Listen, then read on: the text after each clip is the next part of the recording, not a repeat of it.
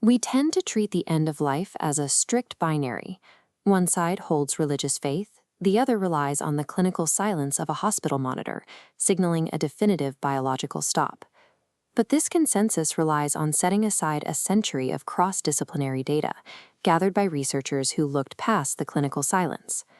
Medical professionals, audio engineers, and historians have compiled thousands of cases that challenge this standard view of human finality.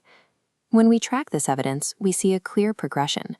It begins with subjective medical anomalies, moves to technological recordings, and ends with physical artifacts that seem to defy the laws of geometry. Crossing this line from theory into observable reality forces an evaluation of our most basic assumptions about what it means to be alive. The first layer of evidence appears at clinical death. As brain chemistry fades out, patients report their awareness separating from their physical bodies. Researchers studying near-death experiences have recorded thousands of cases where unconscious patients accurately describe specific events occurring in the room around them. Skeptics point to the hallucinations of a dying brain, but first responders often verify these accounts, confirming details that patients could not have physically perceived while flatlined. Some cases involve xenoglossy, the sudden ability to speak a foreign language never learned by the patient. This anomaly presents a biological puzzle, as a hallucinating brain cannot spontaneously generate the structured syntax of an unknown tongue. While these accounts suggest the mind operates outside the brain, they still rely on human recollection. They are anomalies that demand more objective verification. To bypass human bias, investigators turned to hardware. This led to the development of electronic voice phenomena, or EVP. In 1952, two Catholic priests accidentally recorded anomalous voices on tape. When they sought guidance from Pope Pius XII, he encouraged their work, concluding that an objective recorder makes its findings science, not superstition. These voices are captured on analog magnetic tape in controlled, empty rooms. The technology picks up structured audio frequencies that do not exist for the humans standing in the room at the time. The Scole Experiment in the 1990s pushed this further. Over 5 years of trials, investigators found images and complex messages appearing directly onto factory-sealed, unexposed photographic film.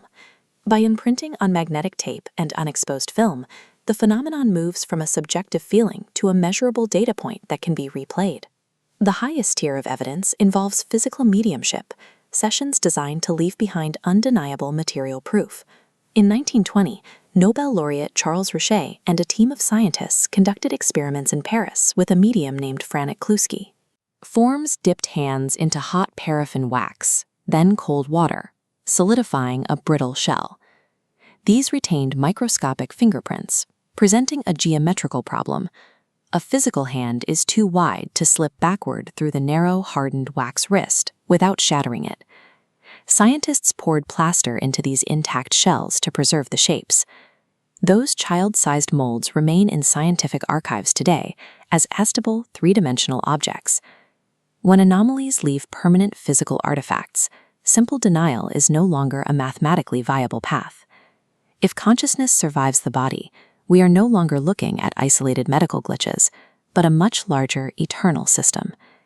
In the 19th century, Allan Kardec developed a framework to understand the rules governing this continuity. Kardec described the material world as a training ground. He proposed that our time here is governed by natural laws of cause and effect, designed to facilitate growth through specific, challenging experiences. The weight of this physical evidence challenges the core tenets of materialism. It provides a technical basis for the idea that human consciousness continues to learn and evolve long after the physical body has served its purpose.